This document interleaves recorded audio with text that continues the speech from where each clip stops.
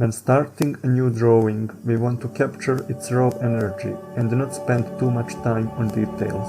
That is because our first sketches are usually the least corrupted by expectations and as such the best ones. Even though we may improve them later through some sheer technicalities, we lose some freshness of our original idea. We can see one sketch drawn already, and for this practice we will start anew. Advantage of this process is that you can create many different varieties, which can be especially important under tight schedule. I would advise to use large brush with some rough surface.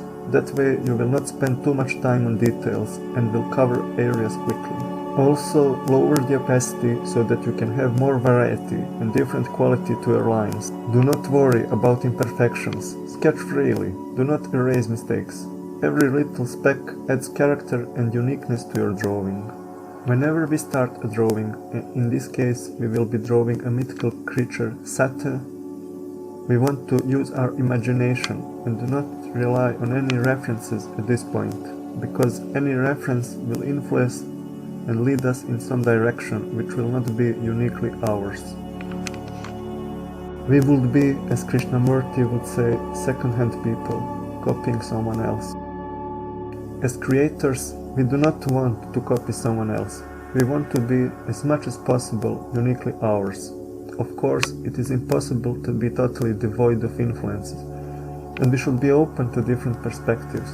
But for this stage, we want to be as unfiltered as possible. This stage is like expressionism in painting. We want to capture our raw emotions. Try to imagine this creature.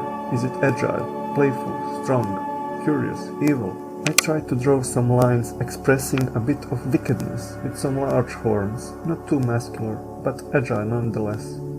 A bit of a crouch with goat-like legs as it is portrayed in legends. Again, we will not worry too much about detail, being clean or having no mistakes. Mistakes will be made, and that is perfectly normal. Do not be afraid.